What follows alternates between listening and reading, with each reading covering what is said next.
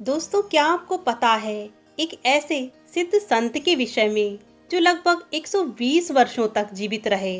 उन्होंने समय को चुनौती दी और ऐसे ऐसे चमत्कार किए जो आपके दिमाग को हिला देंगे। जब वे 100 वर्ष के थे तो उनका शरीर 30 वर्षीय युवा के समान दिखता था। उनके चेहरे पर एक ऊर्जा थी। वे क्रिया योग में निपुण थे। उन हिमालयी ऋषि के पास ऐसी ऐसी शक्तियां थीं जिसे विज्ञान सुलझाना तो दूर की बात है, समझ तक नहीं सकता।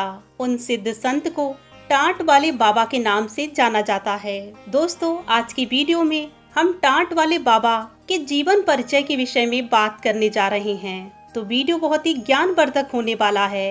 यदि आप चैनल पर नए हैं तो कृपया कर चैनल को सब्सक्राइब करें। वीडियो यदि पसंद आता है तो उसे लाइक अवश्य से करें और इसे अधिक से अधिक शेयर करें। तो चलिए वीडियो की शुरुआत करते हैं। टाट वाले बाबा भारत के महान संतों में से एक थे, जिन्होंने अपने जीवन का अधिकांश भाग हिमालय की गुफाओं में ध्यान और तपस्या में व्यतीत किया। वे ऋषिकेश उत्तराखंड में लक्ष्मण झूले के पास स्थित गुफा में रहते थे और एक साधारण टाट या चटाई पर बैठकर तपस्या करते थे। इसी कारण उनको टाट वाले बाबा कहा गया।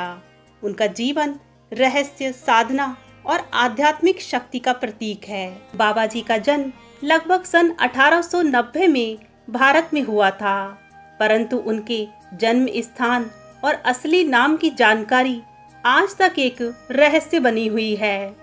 ऐसा माना जाता है कि वे एक उच्च शिक्षित व्यक्ति थे। कुछ स्रोतों के अनुसार उन्होंने जर्मनी से पढ़ाई की थी और फिर डॉक्टरेट की उपाधि भी प्राप्त की थी। वे विज्ञान और चिकित्सा के ज्ञाता भी थे। युवावस्था में ही उन्होंने सांसारिक जीवन छोड़ दिया था और आत्म साक्षात्कार की खोज में हिमालय की ओर निकल पड़े। उन्होंने वेद, उपनिषद, योग और ध्यान की गूढ़ विद्या में विशिष्टता हासिल की। टाट वाले बाबा का अधिकांश जीवन ऋषिकेश के लक्ष्मण झूले क्षेत्र में गंगा नदी के किनारे स्थित एक गुफा में बीता। वे प्रतिदिन 18 से 20 घंटे ध्यान में रहते थे। भोजन वे नाम मात्र को ही किया करते थे। कभी कभार फल, दूध या कभी कभी केवल गंगा जल का ही सेवन किया करते थे। बाबा जी की गुफा आज भी टाट वाले बाबा जी की गुफा के नाम से प्रसिद्ध है। गुफा के बाहर एक नीम का पेड़ है, जिसके नीचे बैठकर वे साधना किया करते थे। अपनी साधना के दौरान उन्होंने कई सिद्धियां भी प्राप्त की थी, परंतु वे इनका कभी भी प्रदर्शन नहीं करते थे। वे एकांत प्रिय, शांत और दिव्य पुरुष थे। बाबा जी के जीवन से जुड़ी हुई बहुत सी प्रसिद्ध घटनाएं हैं, जिनका यहाँ पर वर्णन करना न्यायोचित होगा।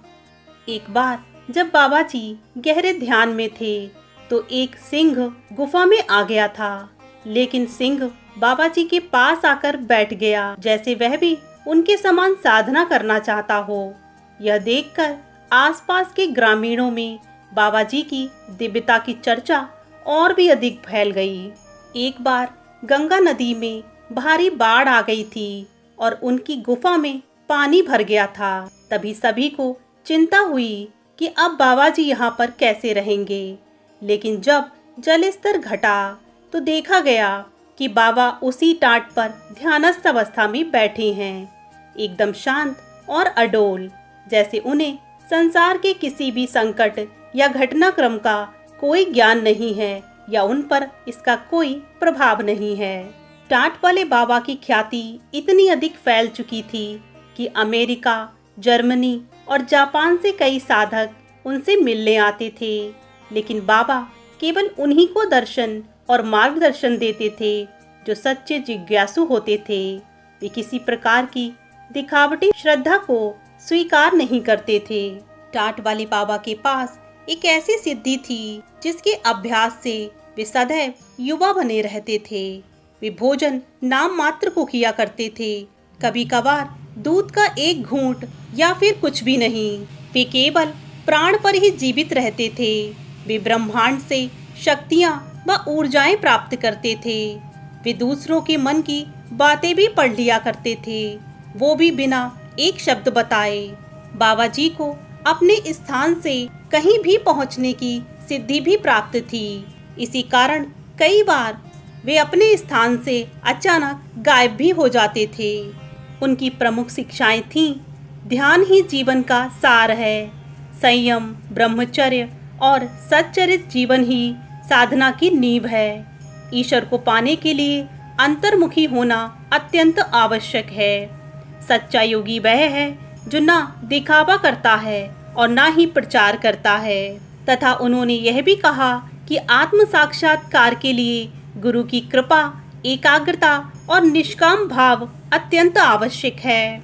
टाट वाले बाबा की महासमाधि 1974 में हुई थी। उनके शिष्य इस घटना को शरीर त्याग नहीं मानते, क्योंकि एक सच्चे योगी की आत्मा तो मुक्त होती है। आज भी ऋषिकेश में उनकी गुफा और साधना स्थली एक महत्वपूर्ण ध्यान केंद्र के रूप में प्रसिद्ध है। वहां साधक ध्यान करने और ऊर्जा प्राप्त करने के लिए जाते हैं। टाट वाले बाबा आज भी लाखों लोगों के लिए प्रेरणा का स्रोत हैं। उनके जीवन से हमें यह सीख मिलती है कि आत्म साक्षात्कार के लिए त्याग, तपस्या और सत्य की राह अनिवार्य है।